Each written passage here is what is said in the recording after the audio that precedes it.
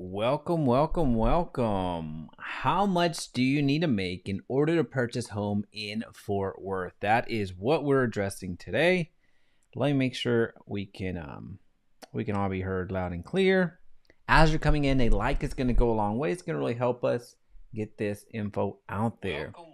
There we go. All right, so Fort Worth, how affordable is it, or how not affordable is it? We're going to look at this today by answering the question how much we actually need to make in order to purchase a home in Fort Worth. We're going to go through a deep breakdown on Fort Worth real estate, property taxes, the different types of loans that we can factor in, down payment, interest rate, and everything that goes into figuring out how much you need to earn in order to purchase a home in Fort Worth. So all of this is going to be linked down below, so make sure you check out the tools and resources that we have available for you.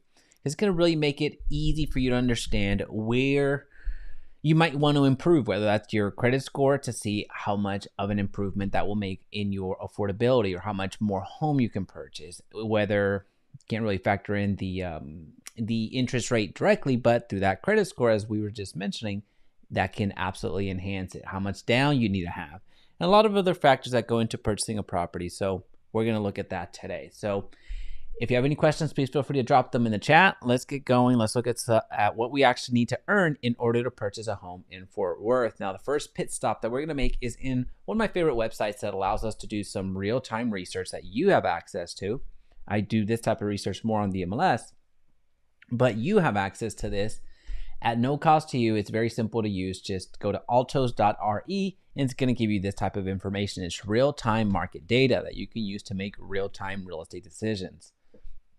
So you can see what the market is typically, what the market is currently doing, whether how many days on market, median home price, number of homes on inventory, how many homes are receiving a price discount, and really what the market overall is doing. So as you can see here, there's a slight seller's advantage. So as we know from a seller's advantage, that typically means they have a bit more.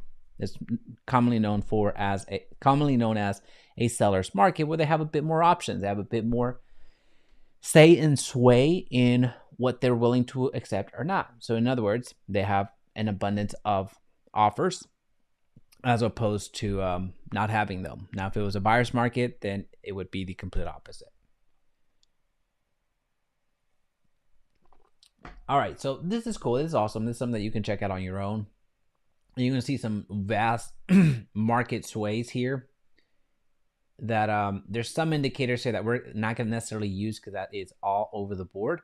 What we're going to do here is we are going to use the what we're going to do is use this the segments. This is really the best tool that I've used, the best tool that I've found that allows us to see what the market is doing in regards to market. So it breaks it down into different price points. So here I can tell you this is really the luxury. This is the Montserrats of the world. This is the those areas, if you look at west, right west of Fort Worth, and also a little bit further outside of Fort Worth, that where Montserrat is, and other luxury areas. That's what this is essentially giving us. So just giving you kind of a little breakdown. But as far as the others, what the average home values are, it gives us an understanding of the type of home that you could purchase for the type of property that you're looking to find. So again, this is an anomaly. This is what you're seeing here, because it just, in this particular case, when you're looking at those vast swings, it really factored in some luxury spaces, which is abnormal in this particular chart. So we're going to use the rest of the information to really make better decisions. So here you're going to see that on average, a home in Fort Worth, so all you have to do is type in Fort Worth.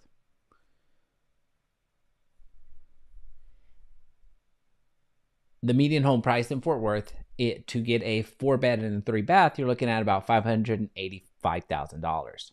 So that's the number that we're going to use. This is really the only number we came in here to get. I just wanted to show you the different segments. So if you're looking to buy in Arlington, Dallas, Fort Worth, McKinney, Denton, Carrollton, wherever it looks like you're trying to purchase a home, go here, get your market segments, and see what type of home you can afford, or what type of home that you're looking to purchase, and it'll give you a median price. So here, of course, when I say luxury for this particular city, you can unless you're buying luxury, which is awesome. Congratulations.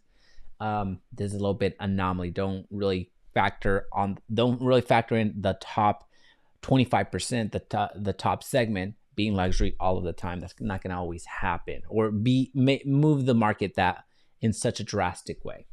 So $585,000, this is the type of home that we're looking for. It's about 2,000 square feet, 4 beds and 3 baths. That's generally the type of home that we get asked about here in the DFW homeowner group. We get calls from all over the state, all over the country, in multiple countries at this point, asking information about Fort Worth, asking information about various cities throughout the Metroplex because they're looking to live here. And they generally have an understanding of the type of home that they are looking for, whether it's 3 beds, 4 beds, 5 beds, in this case, 7 beds. They have an understanding what that looks like, but may not have a full picture on the median home, full picture on what it's actually going to cost to purchase that type of home. So for our purposes today, we're going to leave it at this: $585,000, 4 beds, 3 baths, and we're going to X out of that. That's all we need in that from that particular chart, 585. So remember that number. All right, which is actually a little bit higher than I would have expected.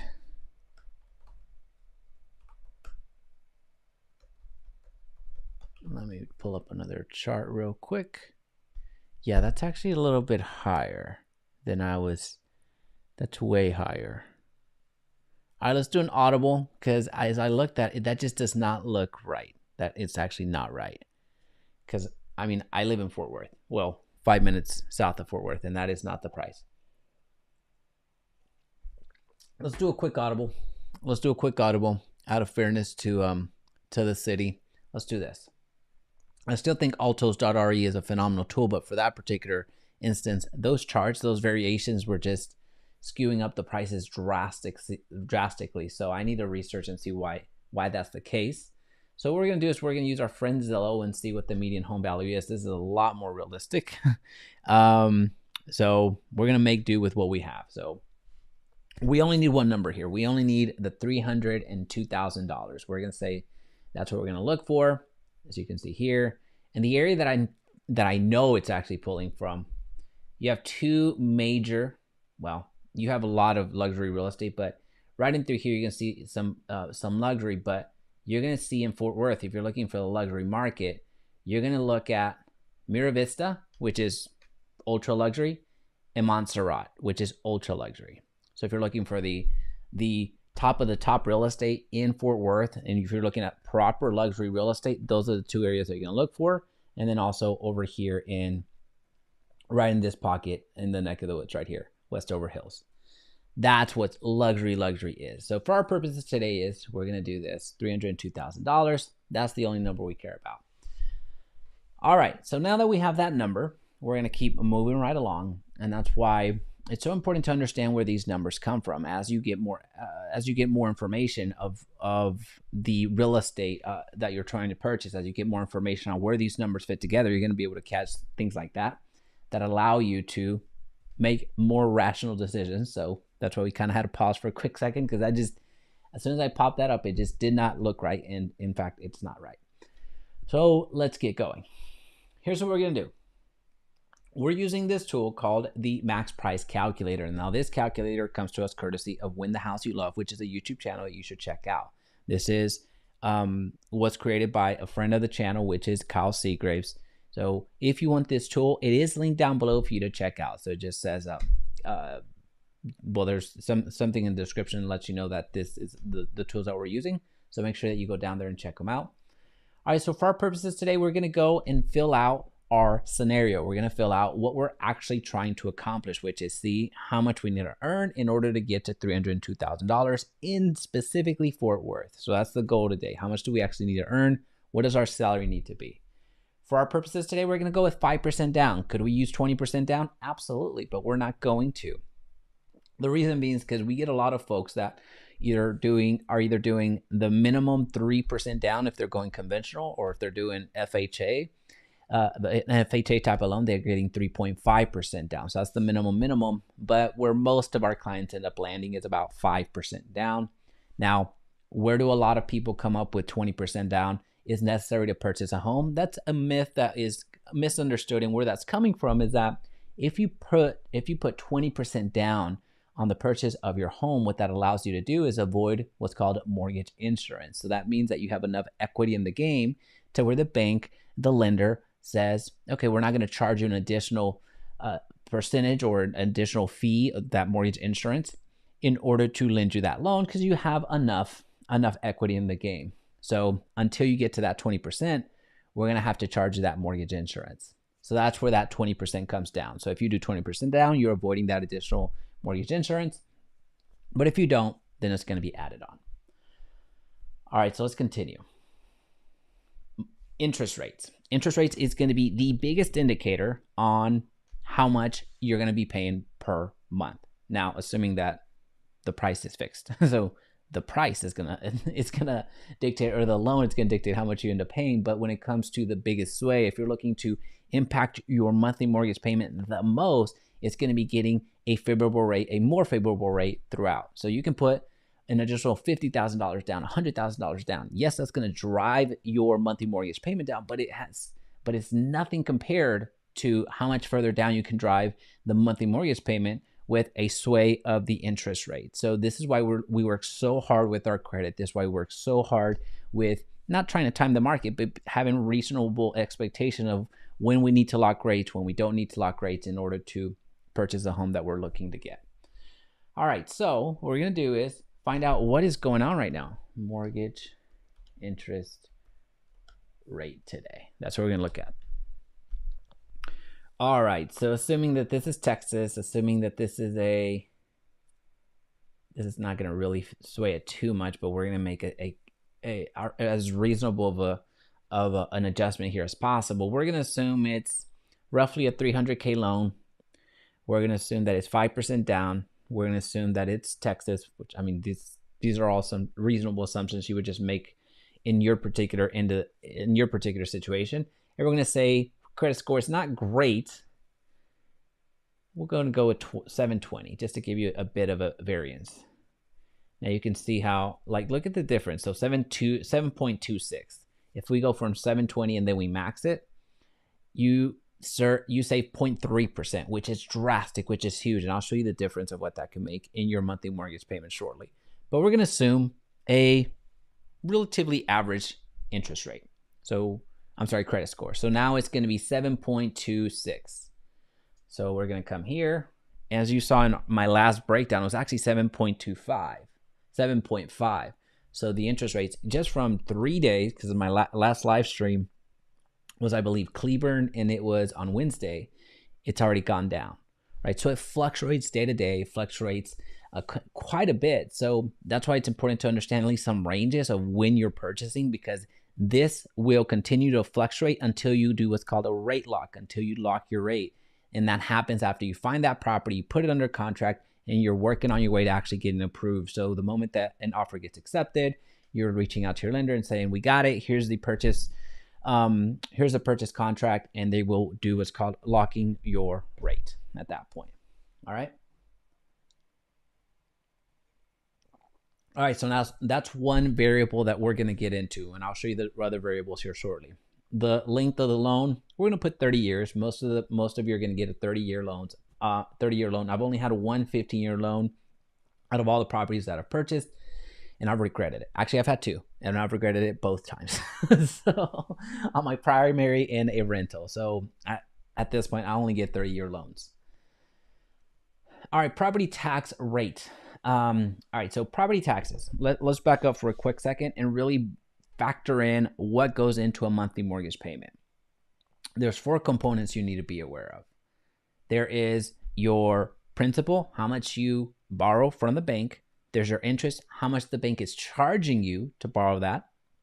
There is the property taxes, which regardless if you have a loan or not, you are paying property taxes every single day that you own that property, every single year that you own that property, you're paying property taxes.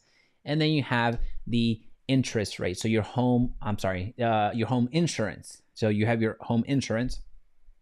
Those are the 4 things that you're paying typically within your loan. So whenever you take out a loan, especially this type of loan, we're assuming it's a conventional 5% down, 7.6%, 7.26 in interest rate.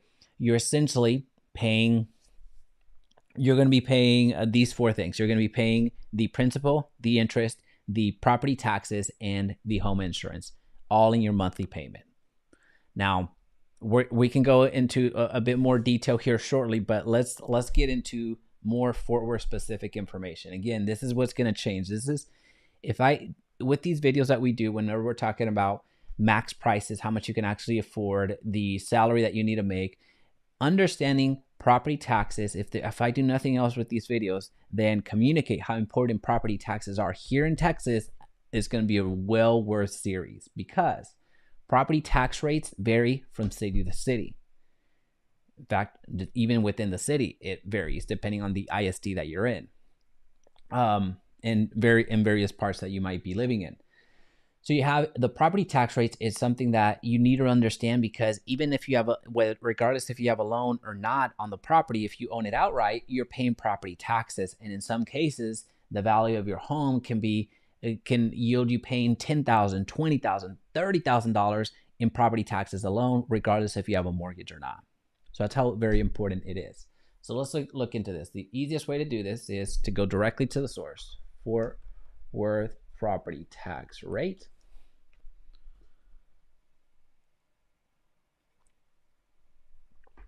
All right, so here's what we're doing. Tarrant County website. Make sure there's not a better tool, because I've been here and I don't like it. We're gonna have to let's see if we can find a better one, because we would have to construct a lot. City of Fort Worth, I have that. Tarrant County, I have that. Tarrant County College, we're gonna add that, I guess. Fort Worth ISD, I can add that.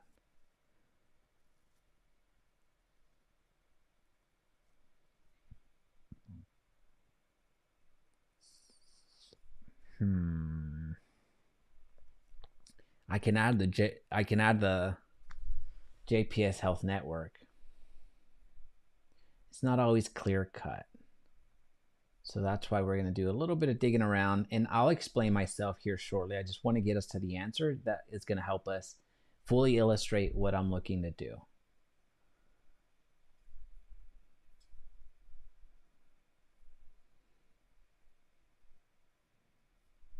No, that's not going to do anything for us.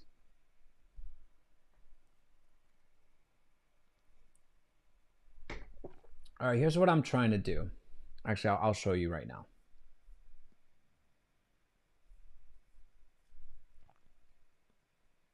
I'm actually glad that this is happening, because it's rarely cut and dry. It's rarely cut and dry. So at this point, I've gone and broken down every single city that you can imagine here in the Dallas-Fort Worth Metroplex. We've covered over 80 cities in DFW on this YouTube channel. Every time you get to the property tax section, there's always something. There's always a hiccup. It's not as clear as you would hope. All right, so let's just do some real math, some real quick math, and I'll show you what I'm looking to do. I'm looking to get three quick numbers, because every single city in the DFW Metroplex are going to have these three numbers: the city tax, the county tax, and the ISD tax. So when you're looking at property taxes, it's not just one singular thing. It is comprised of at least three, maximum five in the DFW Metroplex. At least three numbers, which I just covered: city, county, and ISD. And in some cases, you're going to have the higher education percentage. So I think community college. And you're going to have a a hospital network. So here in this case, I'm pretty sure it's going to be JPS Health Network. So those are the five that I'm going to use today. So it's important to understand the difference. So that's why this is, as you can see, is not the easiest thing to do unless you know that information. Because if you come in here and you look at, all right, Will, I'm looking to buy in Fort Worth. Perfect, 0.67. That is what I'm going to budget in to my property tax rate. And if you go and put this It'll take it. Don't mishear me. It'll take it. It'll take that number, but you would be grossly underestimating it. You would only be accounting for about 25% of the actual property tax per month. So then you're going to be in for a terrible surprise come closing time, or really when you get the estimate on your loan, which is going to estimate something close, not to this, but to the actual amount. So that's why it's important to have this information. So what we're going to do right now is do what nobody should do, which is public math. So I'm going to do some very basic public math in front of you to try to get to the answer. So we have City of Fort Worth. We need that. Now I'm looking for the county. I'm going to add the county portion. So County of Tarrant. So Tarrant County. That's point. So it's 0.67. That's point. So 7, 8. So 8.6. So far I got 0.86. Now I have to add the ISD. 0.86. 0.86.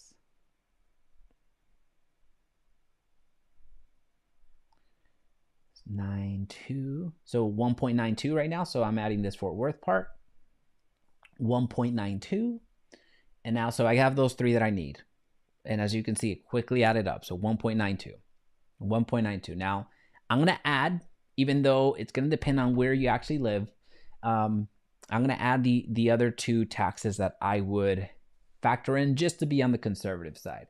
I'm going to add the JPS Health Network. So it's another, let's call it 0.2. So 2.12 right now, 2.12. And then I'm going to add TCC. Where are you? I thought I saw it earlier.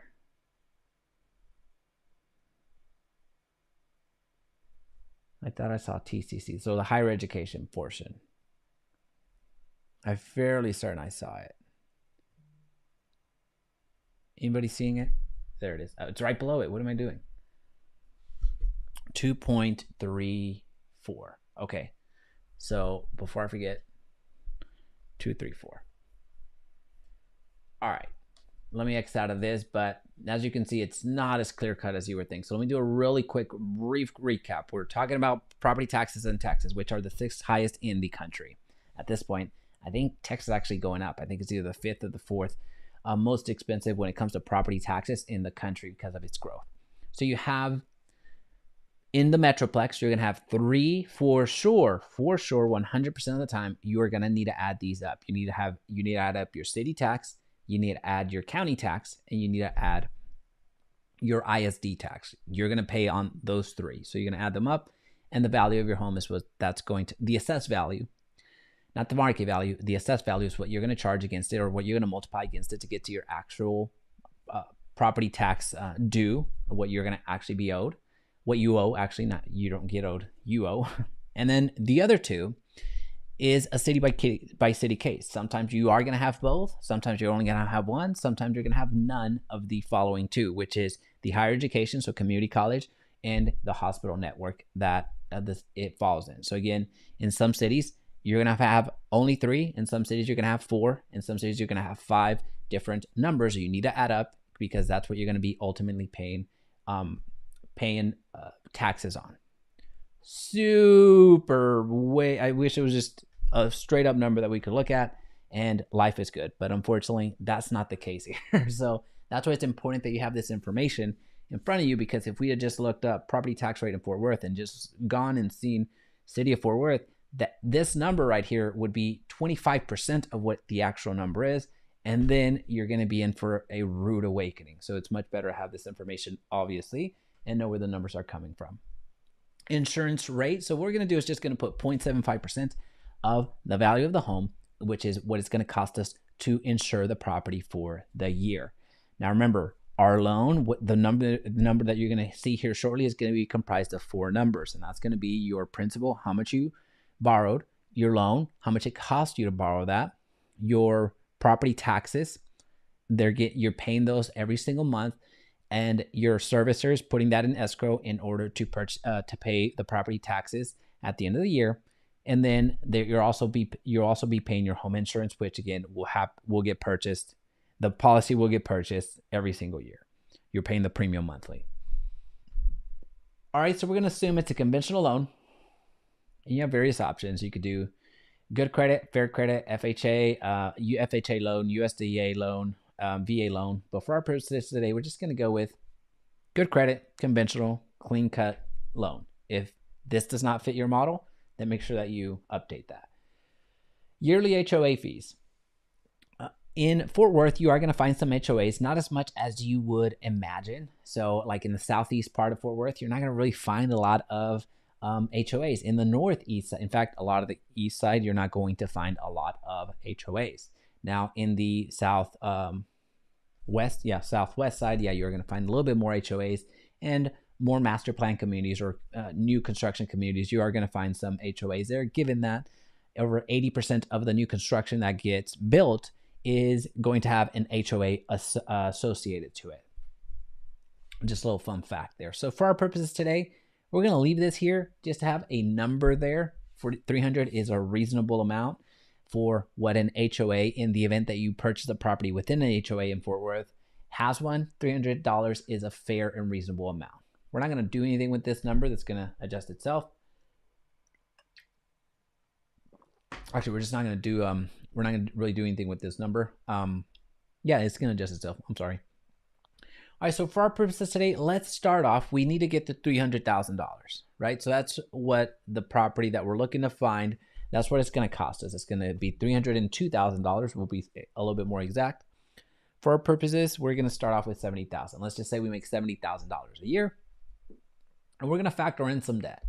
If you have car loans, student loans, child support, alimony, whatever debt you have, we will need to add this here because that's going to affect how much of a loan you're ultimately going to get. So what the lenders look at is how much debt you have versus how much income you have to satisfy that, and then they go based off of percentages, how much you can actually afford. So if you have debt, then put it in here. Don't worry too much about putting what the name is. More for clarity on your end, this is going to be your tool. It is linked down below for you to know, but the amount you for sure want to put in so you don't skip a beat. So what debt do you have? Whether it's car, whether it's a student loan, whether it's a child support payment that you have, add these in because you want to get to the real number of how much you can actually afford. Now, if you have somebody else purchasing with you, if you have a co-borrower on the loan, you're going to add them up here, how much they make, and same thing, how much debt they have.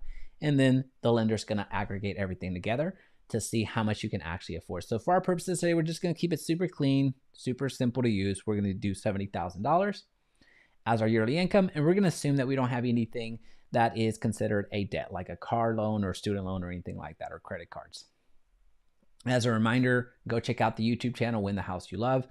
It is a fantastic YouTube channel that really does incredible education. Let's see if we can zoom in because the numbers get a little bit smaller here. See if we can zoom in a little bit more. Here we go. All right. Okay, so you may be wondering, well, I make $70,000 and that means I can only afford a $170,000 home? That sounds like a ripoff. In some regards, I can understand where you're coming from. But here, just let me break down the numbers and then you can make your own assessment. So the way that this calculator works, it allows you to factor in some risk tolerance. It allows you to factor in your own personality into these numbers, which is rare. What this looks like is this is going to spit you out a conservative amount a conservative price of the property that you're looking to purchase in Fort Worth. Now, there are various risk tolerances. You could be, this is going to give you the conservative amount, but you could do a moderate risk level. Now, if you want to be a little bit more aggressive, then you can see that you qualify for substantially more. You qualify for $100,000 more if you want to be a little bit more aggressive. So essentially, you get to see how much of your net income is actually factored in to or tied into your month mortgage payment. Now, if you want to get ultra risky, you can absolutely get qualified for that if you have pristine credit score, if you have the ideal scenario, if you have just the ideal situation, you can get approved for more. All right, so let's see. I'm coming down there with $125K per year, $430 in car payment, and then $200 student loan, and $120 Yeah, I like that. We can plug that in. We'll get through this one right now, Rick, and then I'll plug yours in. I like that. Thank you so much. If anyone else has some other scenarios to plug in, we can do that right now. So let's just get to the base that we would need to. So as you know, this is a little bit short. We're just a little bit short from what our goal is. We try to get the aggressive and for sure the aggressive, but oftentimes we try to get the moderate number to get to the amount that we're actually looking for. So let's just say we make $80,000. Let's see what adjustment that makes. So you see, on the aggressive side, we get there. On the aggressive side, we get there. On the moderate side, we're not quite there. So for our purposes today, we're going to call this exercise good in terms of how much we would need to make per year in order to purchase a home. Now, this is factoring in the actual real-time scenario, right? If the interest rate, as an example, which we talked about earlier, if this interest rate was, if you're purchasing a new construction, as an example, which right now you can lock in 5.99% in a new construction. If I show you that, and I go back here, you can see that you can purchase about $30,000 more. I believe is what I saw the difference there, but we're not there right now. Unless you purchase new construction, then that's going to be you. So for our purposes today, we're going to say $80,000. You're in the clear, but just to get the moderate one where we need it to be, let's see what $90,000 does. We're almost there. So we're going to call it good at $80,000. You can get to 100 and get to the moderate risk level.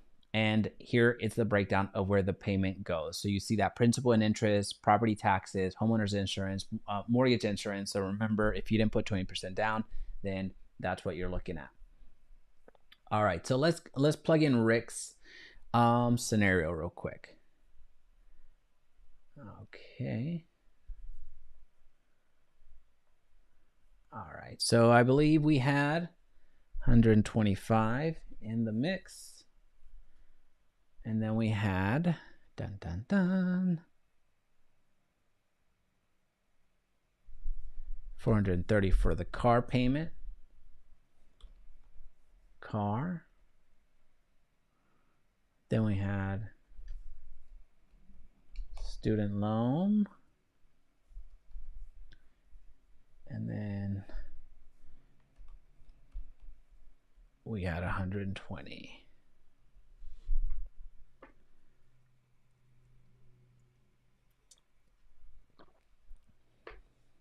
All right, so here is your affordability dashboard. On a conservative amount, just from the pure conservative risk level, Rick, you can purchase the medium priced home in Fort Worth. Now, again, this is a conservative risk level. You can technically qualify pretty close to $500,000. Now, it depends on your risk tolerance. It depends on your risk profile. If you're comfortable with nearly 60% of your income, disposable income, factoring in these expenses, factoring in the debt, if you're comfortable with 60% of it going towards your home, then that's what you're looking at. Now there's different, let's just say you're approved for 400 and for round numbers, just because it works a little bit better. Let's just say right now you can afford a $500,000 home, which technically you can, assuming in your credit score. Now, let's just say instead of you purchasing a resale, which is typically, this is really the scenario that we're going under, and you buy a D.R. Horton home. Like right now, D.R. Horton homes, you can lock in a 5.99% interest rate. With new construction, you typically can do that. Why? Well, they either have in-house financing, which D.R. Horton has, or you can get a preferred lender. A preferred lender will typically give a more favorable interest rate to people purchasing new because of the relationship that they have with the builder. So if you were to buy a new construction home, in that case, right now, today, as we sit and breathe, you can purchase a home for 5.99. You can get a loan for 5.99%. In not all builders will have this rate, but I know for a fact D.R. Horton has, because a lot of my builder reps text me all the time especially in DR Horton. In fact, they just texted me yesterday. The communities that we're involved with quite a bit, they send over their interest rates because they know that that's what I'm really interested in at the moment. And this is the number that comes out. So from that sway, from that so essentially going from 7.25% to 6% in as your interest rate, you can purchase $45,000 more worth of house, right? So it gives you a good visual. It gives you a good number to shoot for, but also to give you an idea of the type of homes that you can purchase. We can go to Fort Worth, since you're coming out of town, I believe.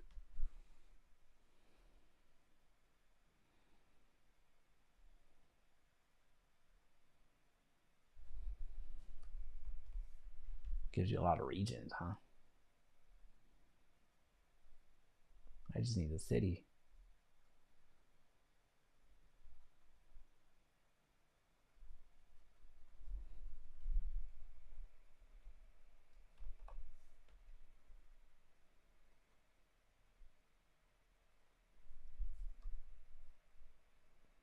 Fort Worth, you are tricky today. We're gonna go with North Fort Worth. That's where you're gonna see more new construction anyway, so that's fine. And we're gonna go with the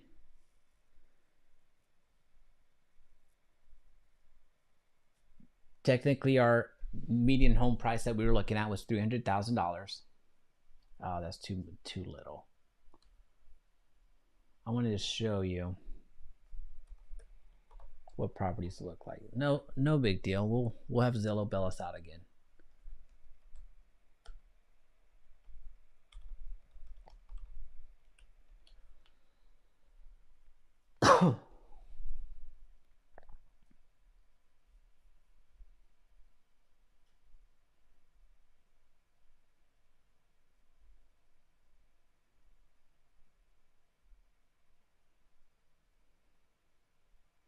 All right, so for from $300 to $400,000, you can purchase a home pretty much anywhere in the Fort Worth area.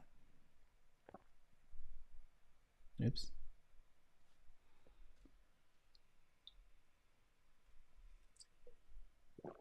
All right, well, it is going crazy on me.